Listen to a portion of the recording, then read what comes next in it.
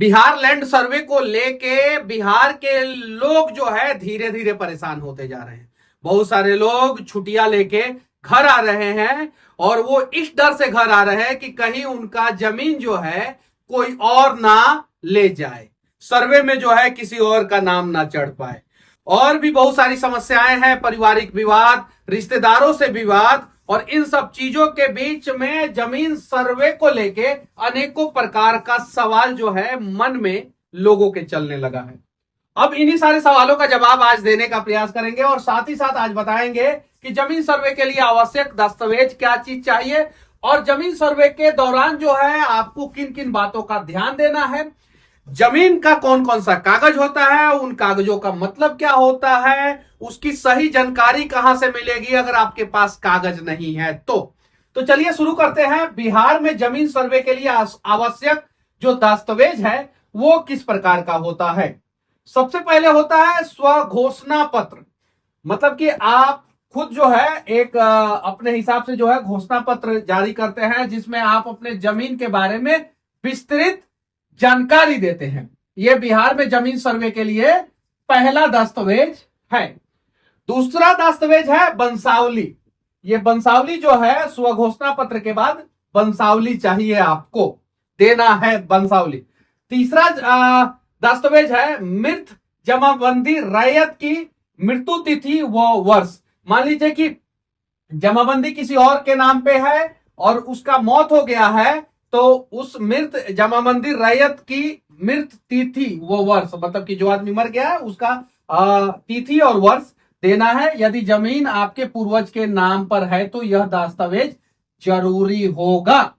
ठीक है। जमाबंदी संख्या का विवरण यहां पे आप देख सकते हैं, मालगुजारी रसीद संख्या वो वर्ष, आपने रसीद जो है आखिरी बार कब कटाया था इसका संख्या चाहिए, रसीद का संख्या चाहिए, वर्ष चाहिए, जमाबंदी संख्या का विवरण चाहिए।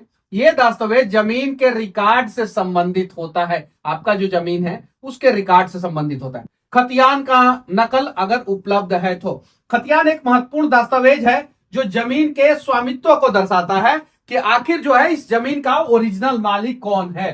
तो ये खतियान भी चाहिए, खतियान का नकल भी चाहिए आप। उसके बाद से दावाकृत भूमि से संबंधित दस्तावेजों का विवरण। अगर मान लीजिए कि आपने किसी जमीन पे जो है दावा किया है, यदि आपके जमीन पर कोई विवाद है तो संबंधित दस्तावेज दिखाना जरूरी है। बहुत सारे लोग कहते हैं कि ये जमीन मेरा है, दावा करते हैं, लेकिन उस पे जो है कोई दूसरा घर बना के रखता है या कोई दूसरा जो है उस जमीन को जोत रहा है, तो उसके लिए दावाकृत भूमि से संबंधित दस्तावेज का विवरण।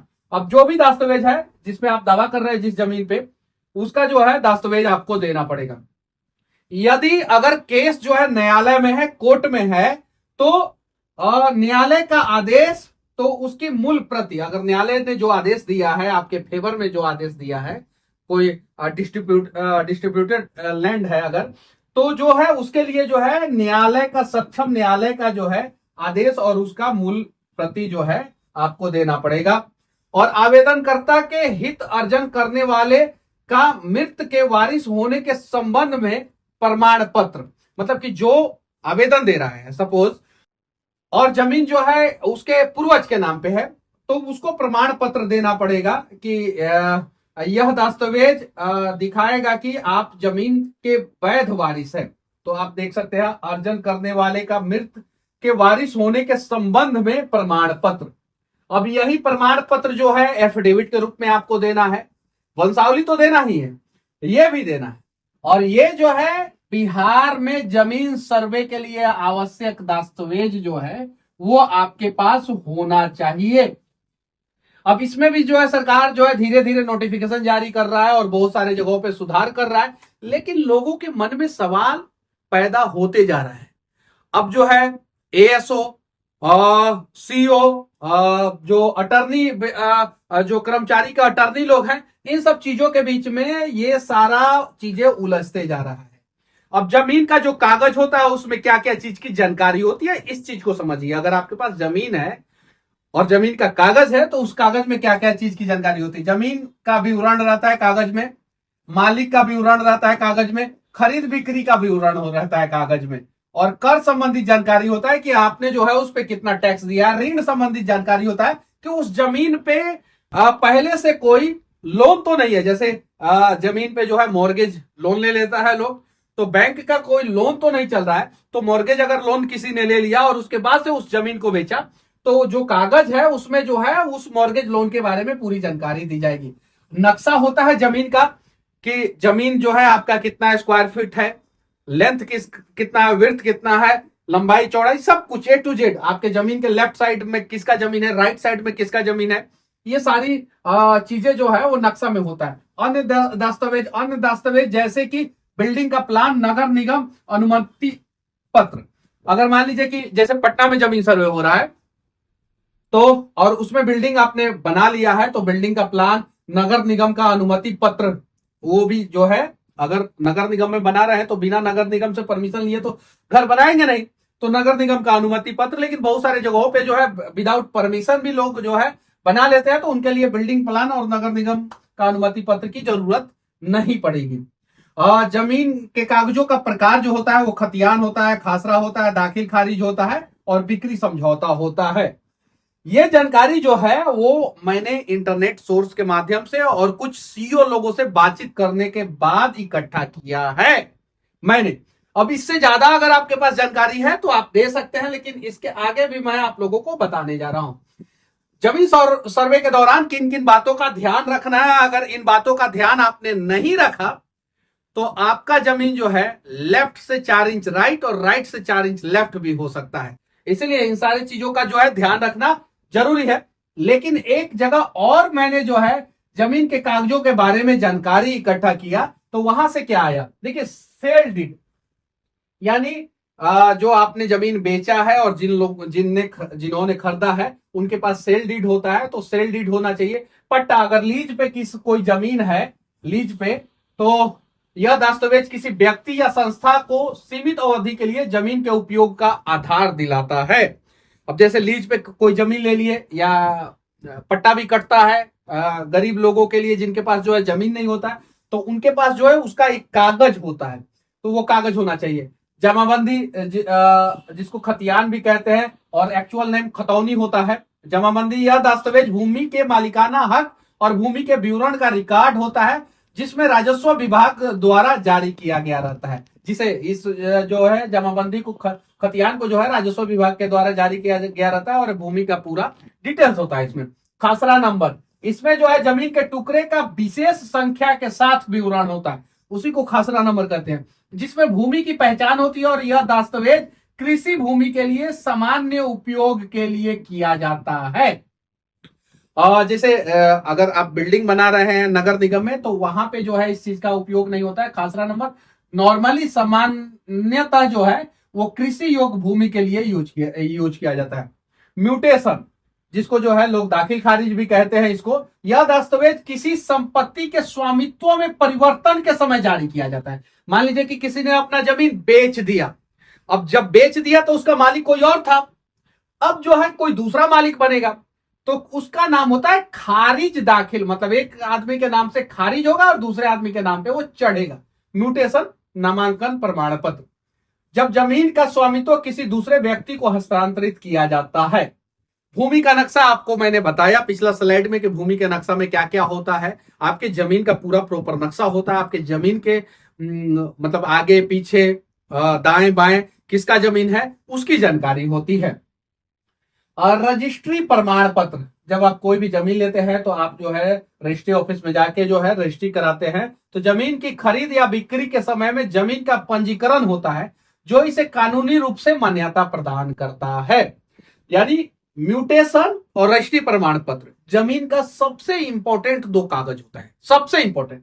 एक तो आपने जो है जमीन जो है रजिस्ट्री करा लिया, लेकिन म्यूटेशन नहीं कराया, तो म्यूटेशन नहीं कराया तब तक जो आपके नाम पे वो जमीन नहीं चढ़ पाएगा। तो ये 2 कागज जो है सबसे इंपॉर्टेंट होता है, और ये 2 कागज से ही रिलेटेड सब होता है, खाता खेसरा जमाबंदी सब। तो ये 2 चीजों पे ध्यान देने की जरूरत है।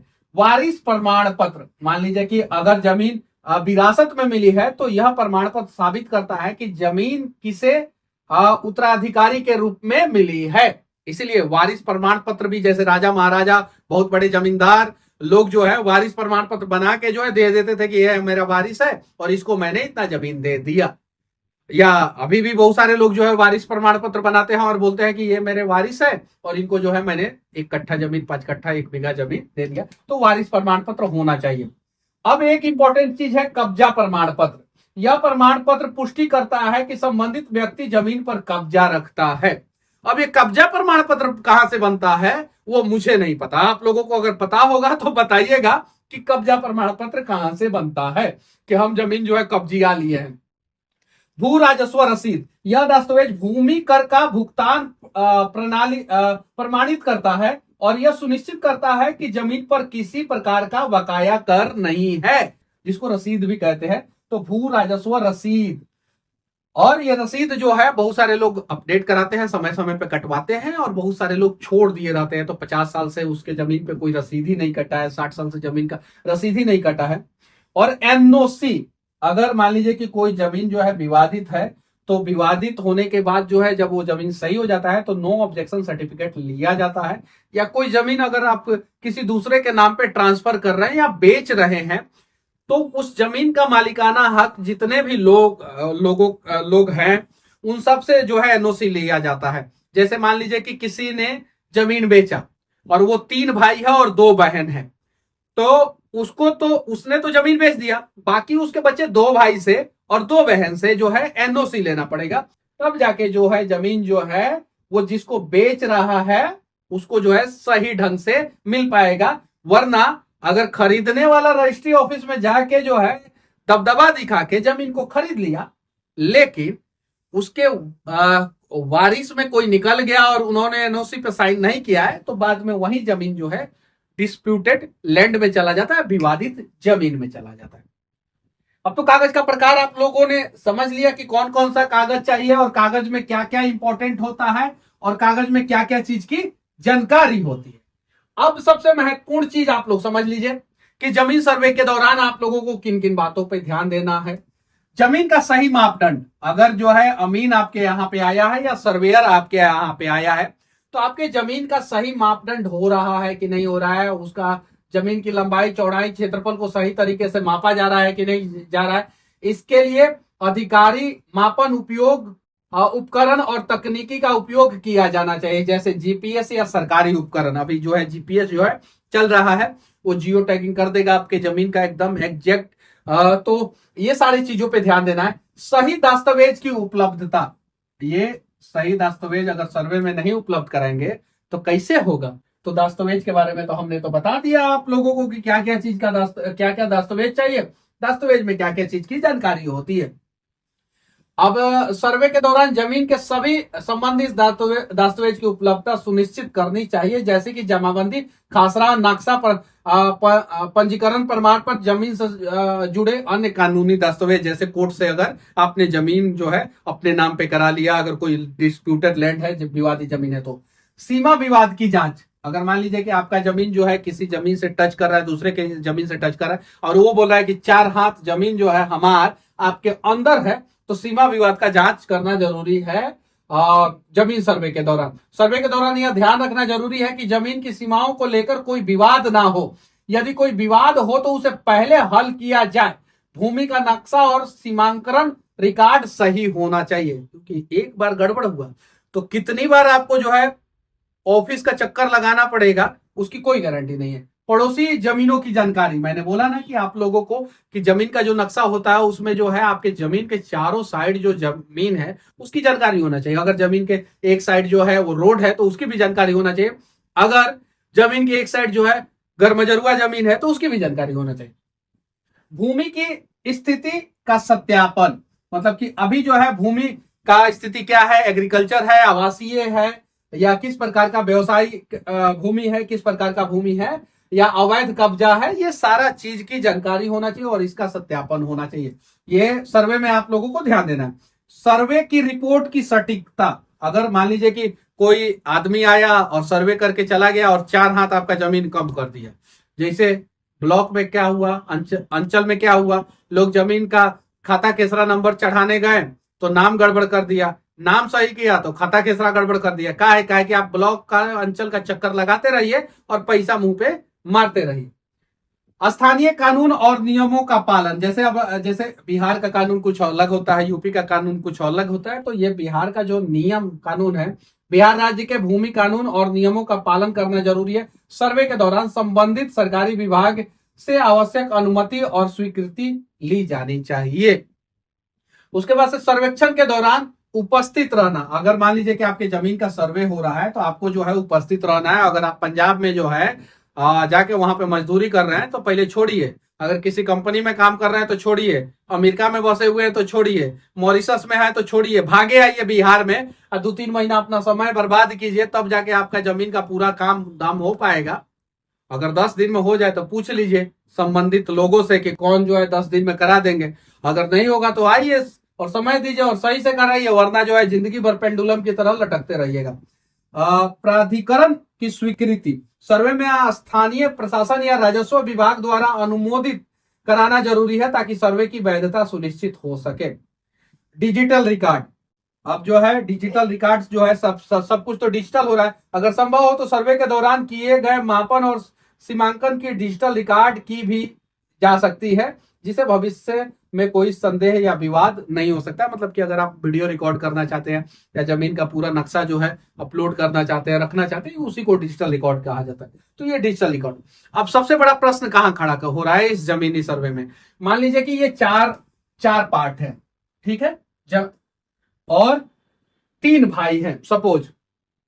अब एक भाई को जो है वो 5 कट्ठा जमीन दे दिया गया सरेह में, जंगल में, सपोज 5 कट्ठा, और बाकी जो है ये घड़ारी का जमीन जो है 1 कट्ठा ले लिए, ये जो है कृषि योग जमीन जो है 2 कट्ठा ले लिए, और ये भी जो है कृषि योग जमीन जो है 2 कट्ठा ले लिए। अब ये 1 कट्ठा इन्होंने घड़ारी का जमीन लिया जो आज से 30 साल पहले सबसे महत्वपूर्ण इन चारों जमीन में ये था, तो इनको जो है 1 कट्ठा मिला, और इसके बदले में 5 कट्ठा जो है जंगल में जो है सबसे छोटे वाले भाई साहब को जमीन मिल गया। उसके बाद से इन लोगों ने एक कृषि योग जमीन लिया, तो इन लोगों ने 2-2 कट्ठा ले लिया।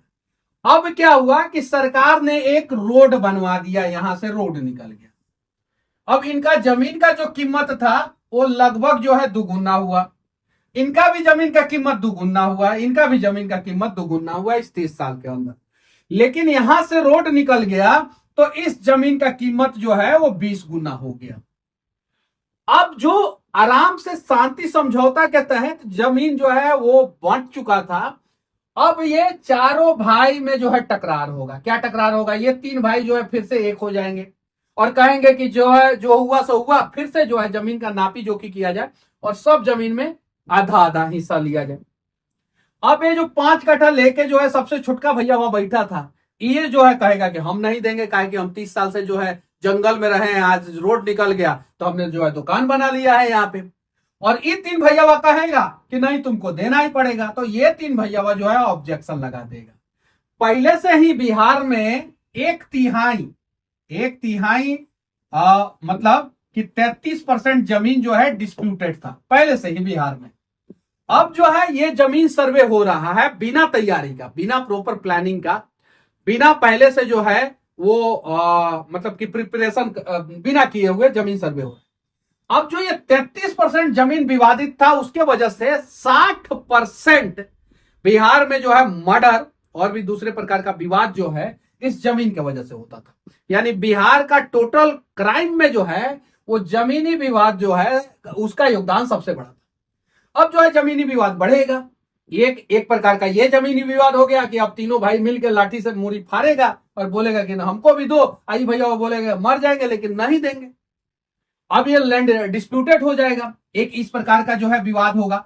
और दूसरा विवाद क्या होगा वो मैं आप लोगों को बता देना चाहता हूं। और ये दूसरा विवाद जो है सबसे महत्वपूर्ण विवाद, समझने की जरूरत है आप लोगों को। बिना तैयारी जो है सरकार अगर कोई योजना ला दे तो उसका जो है भुगतान जो है पब्लिक को करना पड़ेगा। अगर मान लीजिए कि यहां पे एक दादाजी है, ठीक है, अब इनके 2 बेटे, ठीक है, ए और बी, ठीक है, लेकिन एक बेटी भी इनकी हुई है वो सी, ठीक है। अब इनके भी जो है 2 लड़के हुए। अगर सपोज इनके 2 लड़के हुए तो क और ख, इनके 2 लड़के हुए, ठीक है। अब अगर दादाजी के नाम पे जमीन है और इनकी तो बुआ लगेंगी, ये बुआ जो बहन है, इन दोनों ए बी की बहन जो है वो बुआ लगेंगी इन दोनों लड़कों के। अब ये लोग चाहेंगे कि दादाजी का जमीन जो है हम लोग अपने नाम पे कराएं, तो बुआ जी से इन लोगों को जो है एनओसी लेना पड़ेगा। अब बुआ का शादी आज से 40 साल पहले हुआ है, बुआ को हो गया है 2 लड़का, इनको भी जो है 2 लड़का हो गया।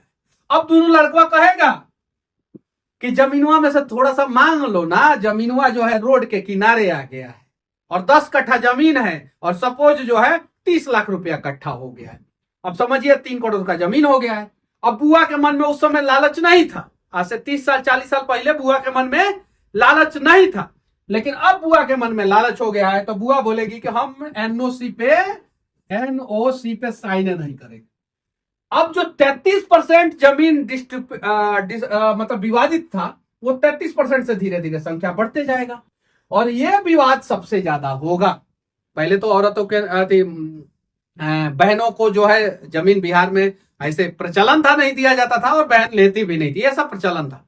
लेकिन अब तो कानूनी मान्यता मिल गया है और कानूनी मान्यता के बाद समय के अनुसार जमीन महंगा भी हो गया है, सड़कें बनी है और सड़कों के किनारे जमीन तो और ज्यादा महंगा हो गया है। और कहा जाता है कि बिहार में सबसे ज्यादा जमीन महंगा है, बिहार में सबसे ज्यादा जमीन महंगा है as compare to other state. अगर बिहार में आप 1 कट्ठा जमीन खरीदते हैं तो एमपी में जाके जो है आप 1 एकड़ जमीन ले सकते हैं।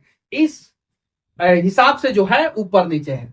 अब बताइए, जब बुआ जी एनओसी नहीं देंगी तो हाई दोनों भतीजा क्या करेगा, पेंडुलम की तरह लटका रहेगा। अब या तो इसको बुआ से झगड़ा करना पड़ेगा या तो इसका जमीन जो है डिस्प्यूटेड में चला जाएगा, विवादित में चला जाएगा। अब ये दोनों कख जो है जाके पंजाब में या मुंबई में दिल्ली में नौकरी करेगा कि आके जो है घर पे जो है बुआ के पैर पे जो है फूल अच्छा चढ़ाएगा। अगर बुआ नहीं मानी तो इसको जो है जमीन देना पड़ेगा। पहला विवाद मैंने समझा दिया। दूसरा विवाद ये है, इसके अलावा जो है तीसरा विवाद जो है वो क्या बढ़ेगा अभी के समय में, वो मैं आप लोगों को बताने जा रहा हूं। अगर मान लीजिए कि ये जमीन का टुकड़ा है, ये जमीन का टुकड़ा है और ए और बी जो है वो भाई है, ठीक है, ए और बी भाई है।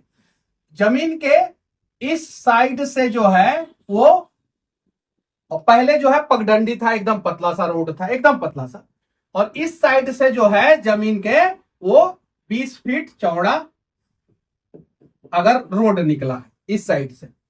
अब बड़का भैया क्या किया कि चालू बनने के चक्कर में जो है जमीन को जो है ऐसे बंटवारा कर दिया और कहा कि हमको जो है वो 33% दे दो रोड के किनारे और तुम जो है 66% ले लो।